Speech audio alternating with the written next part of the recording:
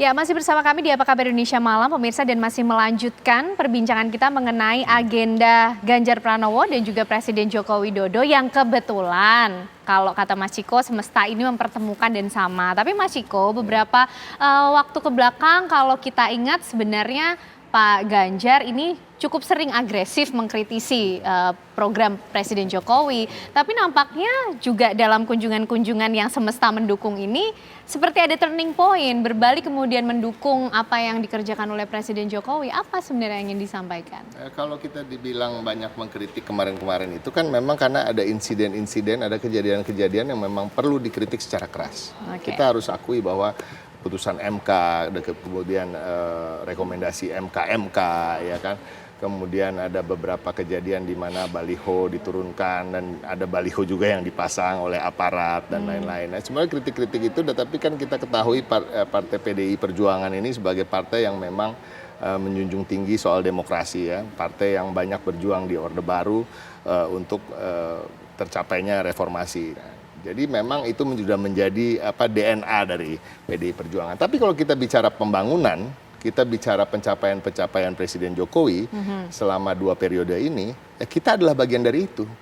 Ya, PDI Perjuangan adalah bagian terdekat dengan Presiden soal itu. Kami yang mencalonkan beliau adalah kader kami. Nah, dan kami juga yang memastikan program-program beliau selama 2 periode ini berjalan dengan lancar gitu di DPR maupun di eksekutif. Nah, ini yang kami juga ingin sampaikan. Jadi sebenarnya kalau dibilang ada perubahan cara dalam komunikasi politik, tidak terlalu signifikan perubahan caranya, tapi lebih kembali ke laptop, ya, kembali ke core-nya, bahwa memang visi misi kami pun juga adalah visi misi yang menyatakan soal keberlanjutan dan percepatan dari berbagai program beliau. Jadi kayak kita datang ke IKN itu bukan tiba-tiba, bukan serta-merta gitu, tapi memang sudah ada di dalam visi misi kita yang udah kita bikin sebelum musim kampanye dimulai gitu. Nah, itu yang hal-hal yang ingin kita tekankan sekarang justru, dan kita juga ingin mengingatkan pada masyarakat bahwa kalau memang masyarakat mendukung dan approve of what Jokowi has been doing, apa yang telah dilakukan Jokowi selama ini, sosok yang paling pantas untuk melanjutkan itu semua adalah Pak Ganjar, ya kan, bukan Pak Prabowo gitu. Ya, Pak Jokowi yang suka belusukan, ya kan, Pak Ganjar ini suka belusukan plus nginep, di rumah warga, ya kan. Pak Jokowi yang gesit, ya kan, kurus tinggi, ya. Pak Ganjar lebih tinggi sedikit, kan gitu tadi saya sampaikan. Jadi ya Jokowi 3.0 lah. Jadi kalau memang mau melihat siapa yang bisa melanjutkan apa yang telah dicapai oleh Pak Jokowi, ya harusnya otomatis memilih Pak Ganjar gitu, ya. Sementara kan Pak Prabowo sendiri 2 kali melawan Pak Jokowi. Dia juga 2 kali mengatakan dia anti yang namanya kartu-kartu itu kan, sampai ada pidatonya yang diulang-ulang diviralkan. Dan dia juga mengatakan tahun 2030 Indonesia akan bubar karena kalau yang dipilih adalah Pak Jokowi, tapi sekarang menuju Indonesia Emas 2045. Nah, ini hal-hal yang sebenarnya kita hanya coba untuk menyampaikan ke masyarakat, ayolah buka matanya. Kalau memang kita mengakui apa yang sudah dicapai oleh 2 kali pemerintahan Pak Jokowi yang didukung penuh oleh PDI Perjuangan ini berhasil, ya tinggal dilanjutkan aja oleh Pak Ganjar. Oke, baik. Sebenarnya. Mas Faldo, nampaknya juga ada calon presiden yang memanfaatkan betul momentum kesamaan agenda kerja atau kunjungan dari Presiden Joko Widodo. Mas Ciko jelas-jelas menjelaskan dan mengklaim itu juga bahwa Pak Ganjar ini sefrekuensi loh dan penerusnya Pak Joko Widodo. Nah, momentumnya ini kan menjadi penting, Mas Faldo.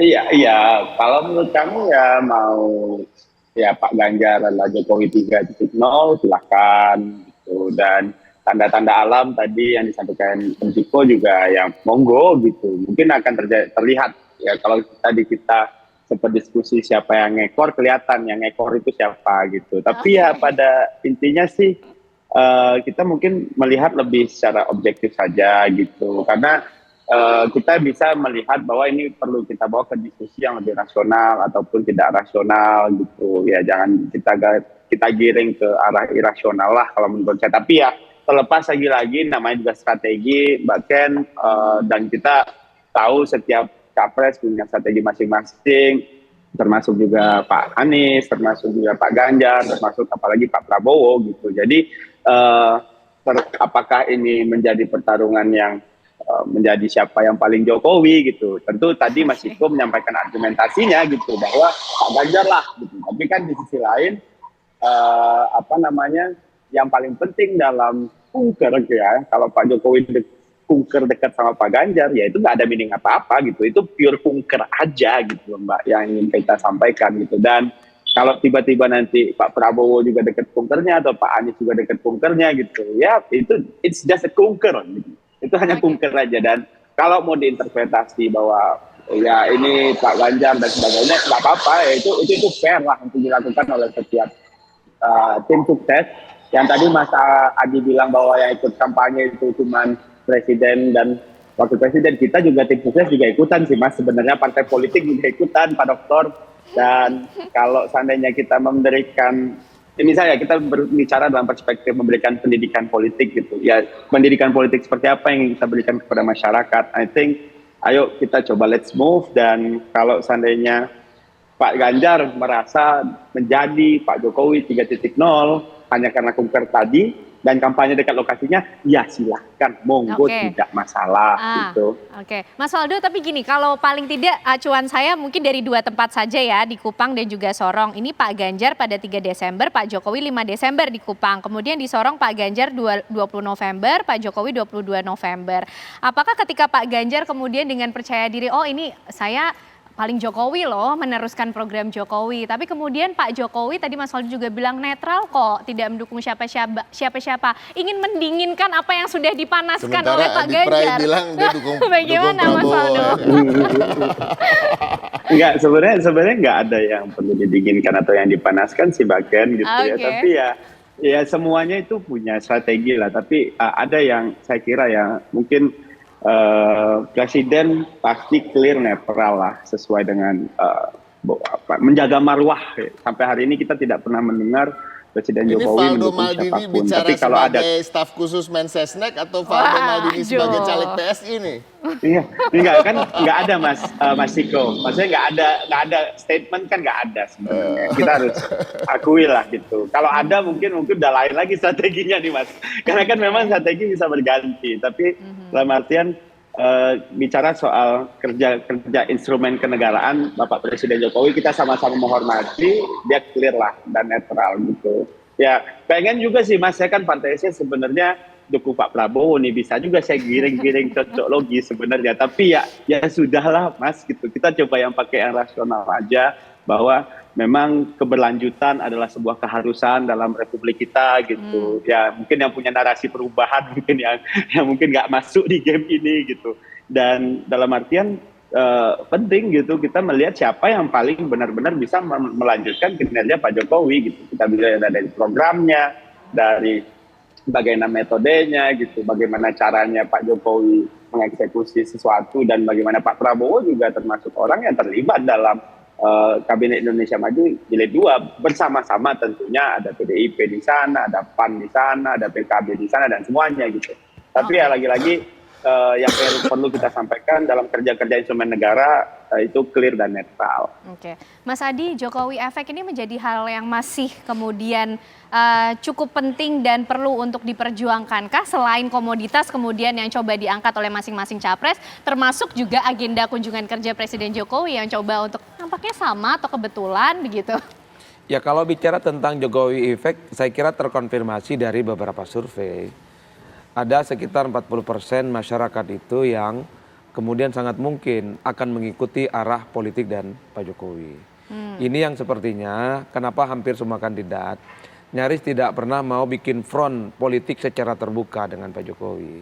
Artinya apa? Di tengah approval rating, tingkat kepuasan yang tinggi, mengkritik Jokowi secara terbuka itu justru feedbacknya negatif bagi yang mengkritik. Oleh karena itu di kubu Amin sekalipun mengkritik Jokowinya pun setengah hati. Ketika Gus Muhaimin mengatakan bahwa lagi enak-enak tinggal di Jakarta tiba-tiba pindah ke hutan, itu kontraproduktif. Diubah lagi narasinya, akan melanjutkan IKN karena ada feedback yang kurang bagus. Dalam konteks itu saya melihat memang sampai batas tertentu semua paslon ini mencoba untuk menjadi paling Jokowi di antara yang lain.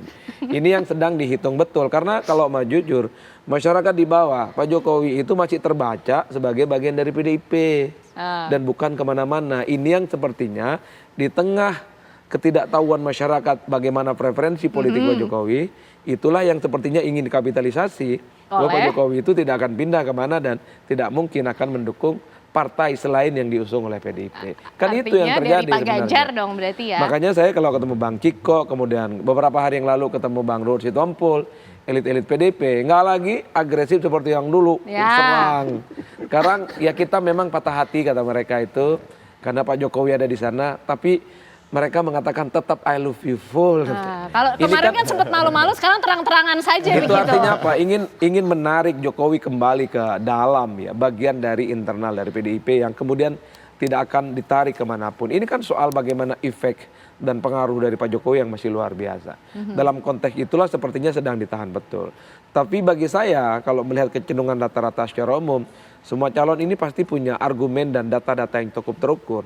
Dalam batas apa nanti daya dan pengaruh Jokowi ini akan terus signifikan. Apakah sampai Desember, apakah cuma sampai Januari, atau jangan-jangan selamanya. Ini kan yang sedang dipertaruhkan betul karena suasana politiknya saat ini memang epicentrum kekuatan politiknya terpusat pada figur pengaruh Jokowi yang dinilai cukup luar biasa. Begitukah Mas Ciko sampai Desember sampai hari ini kalau menurut analisis atau hitung-hitungan yang dimiliki oleh tim Pak Ganjar Mahfud ternyata agresif dan mengkritik Pak Jokowi tidak begitu efektif untuk membantu meningkatkan perolehan suara ataupun perhatian masyarakat. Jadi berbalik kemudian. Itu nggak sejauh itu. Tapi saya kembali apa yang saya katakan tadi. Kalau kita memang mendapat kekagetan tersendiri ketika terjadi insiden-insiden MK dan lain-lain. Nah itu yang membuat kami juga kelihatan begitu agresif kala itu ya. Tetapi kembali lagi kalau kita ingin kembali tenang ya gitu, kita sadar diri bahwa visi dan misi kita tuh sangat tidak bertentangan dengan apa yang dicita-citakan oleh Pak Jokowi gitu dan sedang dilakukan oleh Pak Jokowi. Nah ini yang juga akhirnya kita ingin kembali menekankan lebih ke soal itu visi misi dan gagasan kami. Dan itu tadi bahwa Pak Jokowi juga berhasil selama 2 periode ini memimpin itu berkat juga dukungan yang penuh dari PDI Perjuangan ya, baik itu dukungan pencalonan ya kan, baik itu juga dukungan dalam menjalankan pemerintahan gitu dan dukungan juga dari parlemen. Nah ini juga yang kami ingin menyampaikan pada masyarakat. Mungkin strategi itu yang kita ingin lakukan, bahwa kita ingin menyampaikan pada masyarakat bahwa ingin keberlanjutan ini berjalan terus dan ada penyempurnaan bahkan percepatan dari berbagai program yang sudah baik terlaksana ini ya, yang paling pantas ya Pak Ganjar lah gitu kira-kira. Oke. Mas Faldo, yang di bold adalah keberlanjutan ini harus terus berjalan, begitu kan? Kemudian ini juga sejalan yang sudah dilakukan oleh Presiden Jokowi. Jangan lupa Presiden Jokowi berangkat dari PDIP, artinya punya visi yang sama, begitu ya Mas? Berangkat dan 2 kali dicalonkan oleh PDIP dan dilawan oleh Pak Prabowo 2 kali juga kan gitu ya. Gimana Mas Faldo? Dengan visi-misi yang dengan bertolak belakang satu sama lain. Sejarah ini, begitu. Apakah artinya nanti ke depan kita juga mungkin akan menjumpai kebetulan-kebetulan yang didukung oleh semesta juga ini? Kalau misalnya sekarang Mas Ganjar ingin mengakui paling Jokowi ya nggak apa-apa, memang karena kami juga mengakui Pak Jokowi jadi presiden dari PDIP. Tapi Mbak Ken, kalau misalnya efek Jokowi ini memang sebegitu besarnya seperti katanya tadi Mas Adi Prayitno, berarti tema kita hari ini sudah terjawab Mbak. Siapa yang ngekor. Jadi strategi jadi oposisi kemarin mungkin nggak berjalan baik gitu. Jadi ya kita tahulah tema kita kali ini malam hari ini sudah terjawab kira-kira begitu. Siapa yang ngekor udah ketahuan, tapi nggak masalah dong ya Mas Ciko mau dibilang ngekor pun kalau misalnya ternyata kan goalsnya kita ingin melanjutkan apa yang sudah baik, menyempurnakan apa yang sudah ada. Oh iya masalah. pasti. Jadi gini, saya kan nggak pernah dari pihak PDI Perjuangan sendiri maupun dari pihak TPN tidak pernah ada yang mengatakan Pak Jokowi ngekor atau kita ngekor. Jadi sebenarnya, tapi seperti kata Mas Adi Pray tadi bahwa memang ini kan netizen yang maha tahu, media yang maha tahu ini ingin menciptakan suatu ya kan isu-isu dan akhirnya kita diundang ke sini untuk membicarakannya. Nah, jawaban saya adalah ini semesta ya kan. Tapi kan kalau kita ngekor mestinya juga kita bukan yang datangnya duluan, kita datangnya Harusnya belakangan dong kalau terakhir. ngekor ya. Tapi itu Gimana, nggak usah dibicarakan Mas lagi. Faldo? Tapi pada prinsipnya itu tadi, Faldo ini terlalu kaget tadi dibilang bahwa Pak Prabowo 2 kali lawan Jokowi, ya kan 2 kali menghina-hina Pak Jokowi. Dia terlalu kaget, jadi dia bingung dia mau jawab apa. Akhirnya dia menjawab hal-hal yang saya tidak katakan tadi soal ngekor-ngekor kan gitu. Nah, jadi Faldo tapi Enggak, jelas ini kan- dulu Faldo. Faldo bicara di sini sebagai staf khusus Mensesnek atau sebagai caleg PSI? Ayo. Iya, jadi kan Harus tadi jelas udah dulu dong. jelas. Jadi gue tahu jawab Mas Ciko ini dong. bicara. Oke. Gimana, Mas Faldo? Nggak ada yang ngeblank, santai aja. Saya cuma meneruskan logiknya yang Mas blank. Ciko. Nggak ada.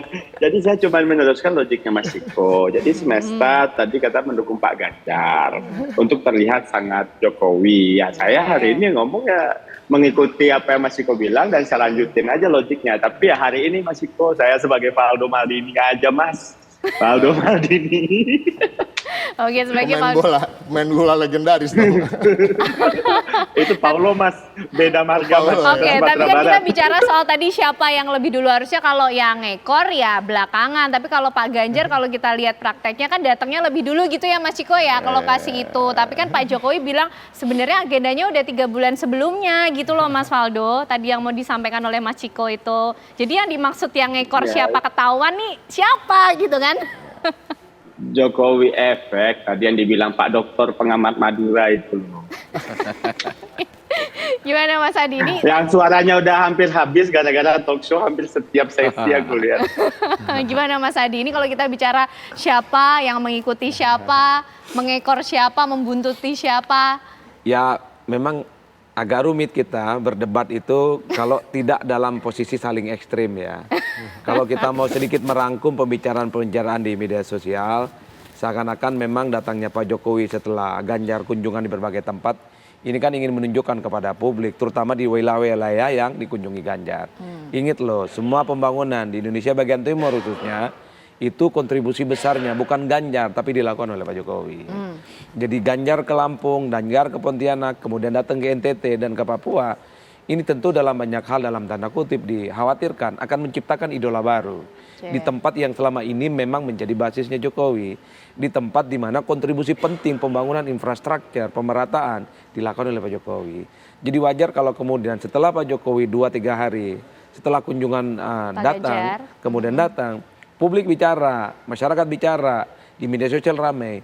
Pak Jokowi cuma ingin ngasih satu pesan, bahwa yang membangun Indonesia kurang lebih selama 10 tahun, itu namanya Joko Widodo, bukan Ganjar Pranowo. Ingin menghilangkan kesan. Mendinginkan dong berarti Mas Adi? Ya antara mendinginkan nggak mendinginkan, karena ini terus dibentur-benturkan. Ini siapa yang membocorkan soal kunjungan presiden, soal siapa yang ingin mendapatkan insentif politik elektoral, termasuk soal ini siapa yang membuntuti dan seterusnya. Ya terlepas dari itu bagi saya ini pilpres, semua serba sensitif. Jangankan bicara tentang kunjungan Jokowi yang hampir bersamaan dengan Pak Ganjar, sandal jepit aja kalau dipasang oleh Pak Ganjar dan Pak Jokowi itu mirip, itu dikait-kaitkan seakan-akan sebagai tanda-tanda alam kan begitu. Udahlah, ini soal bagaimana membangun narasi positif dan mendapatkan dukungan politik elektoral, terutama dari efek Pak Jokowi. Karena saya membaca epicentrum dari semua perdebatan tentang pilpres, memang magnet Pak Jokowi nggak bisa dilepaskan dalam konteks ini. Wajar kalau segala sesuatu dikaitkan dengan Jokowi, wajar kalau segala sesuatunya itu dinegasikan, segala sesuatunya juga dikait-kaitkan dengan Pak Jokowi. Waldo bagi komen aman komentarnya. Oke, nanti ada forum yang lebih tidak aman lagi untuk bisa memainkan perannya masing-masing secara lebih jelas. Tapi kita tunggu nanti bagaimana agenda dari para capres, termasuk juga kita ikuti terus kunjungan kerja dari Presiden Jokowi dan tujuan-tujuan yang sudah jelas tentunya. Nah, itu akhir perbincangan kita. Terima kasih Mas Ciko, Mas Adi, Mas Faldo sudah bergabung malam hari ini. Menarik sekali perbincangan kita. Bucket. Yes, singkat saja. Mas Waldo, oke, terima kasih Mas Waldo. Diatur. Baik, Caca Anissa dan juga pemirsa, itulah tadi akhir kebersamaan kita di Apa Kabar Indonesia malam hari ini. Ya, benar sekali Ken, ini sudah 2 dialog ya kita bawakan di malam hari ini. Kita harus mengakhiri Apa Kabar Indonesia malam. Sesaat lagi Anda dapat menyaksikan program One on One bersama Tison Noveni yang akan mewawancarai Ketua KPU Hashim Asyari. Saya Caca Anissa. Dan saya Ken Ana serta teman-teman yang bertugas mengucapkan terima kasih atas perhatian dan kebersamaan Anda. Selamat malam, sampai jumpa.